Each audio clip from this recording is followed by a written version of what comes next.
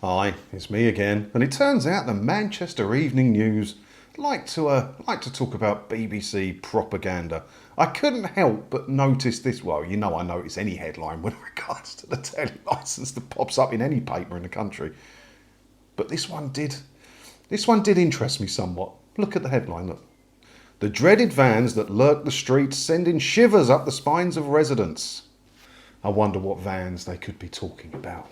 There, could it be the mysterious, non-existent television detector vans that used to prowl neighbourhoods back in the day, sending shivers up the spines of residents? That's a nice way to enforce the narrative that these vans actually worked, and you should be scared of them. Now, I'm going to warn you in advance. I'm not going to read all of this article. If you want to, I'll put a link below. Do feel free to. It's quite entertaining. But I'm going to warn you in advance, there is no journalism at all in this article. No investigation has been done to prove the claims from the BBC spokespeople that they've had a chat about. All they're doing is saying, these vans exist, you should be scared. Now, if you're new to this, this is a big debate on this channel and on other TV licence related channels and forums and out on the internet with regards to the detector vans. Some people believe they could detect stuff back in the day when there were CRT tellies. Some people don't believe it. What I do know is that in the history of all the convictions that have come about for TV licence offences, not one conviction has had evidence gained via a TV detector van. And the other thing is as well, like nowadays, imagine you need to imagine, you know how many ways you can receive broadcast TV. So you can receive it through a Freeview aerial, you can receive it through FreeSat or Sky or Now TV, or you can stream it from a multitude of places. You can use VPNs to do so.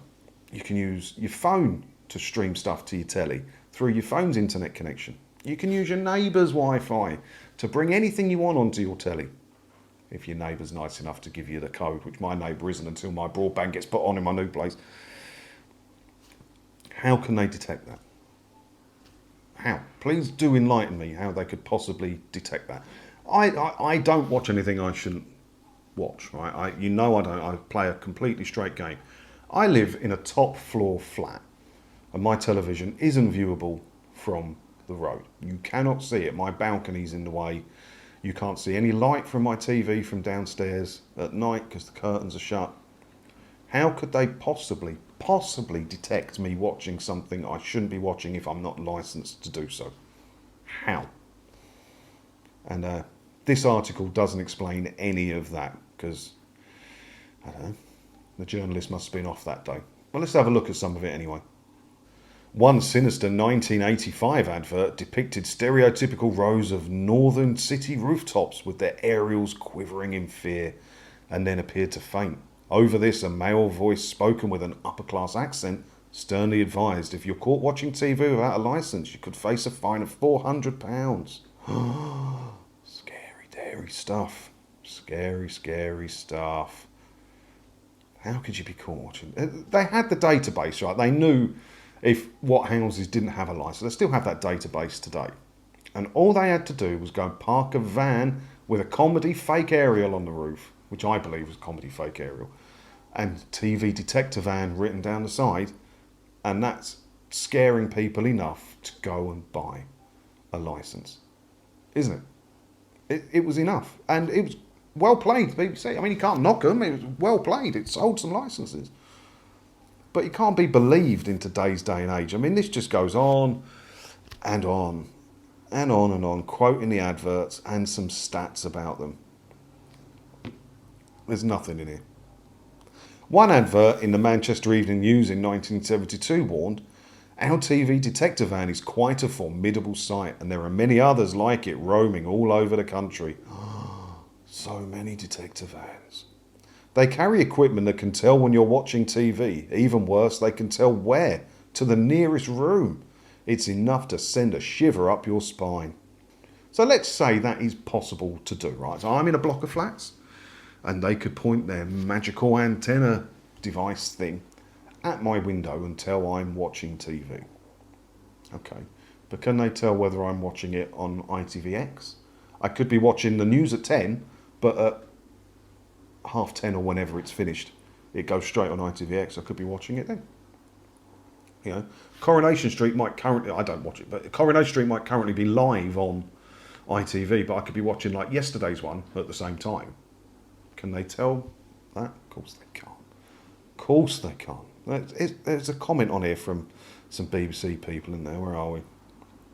Responding to a hoax speculation, a BBC official remained coy about how the vans were used, stating detector vans are an important part of our enforcement of the licence fee. Yeah, they are. Fear is how they enforce the licence fee. They don't sell the licence based on quality anymore. Did they ever? They sell it based on fear. That's why the letters they send you try to scare you into paying for it. That's why they threaten you on your own doorstep by sending a goon round to demand money with menaces. And that's why they had these vans. It's fear tactics. They could sell their licences based on the quality of their output. But they don't have any quality output. We don't go into detail about how many there are or how they work, as this information might be useful to people trying to evade the fee. It might also be useful to people trying to prove that your vans exist and work as you claim. I don't want Manchester Evening News. Is it a slow news day in Manchester? When was this? Yesterday, so was that the 19th of June? 6 in the morning it went live. No? Slow news day in Manchester? It's quite a long article. Someone wrote it. But it certainly wasn't a journalist. What do you think about this?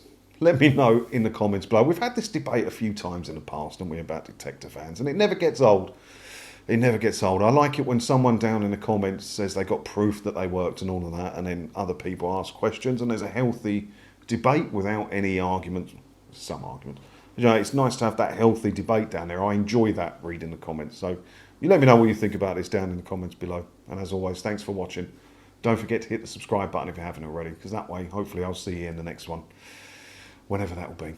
And they've got pictures in here of detector vans, and it's the same pictures that I found before. There's no new pictures. There's only a few pictures of detector vans. Where's all the pictures and all the footage?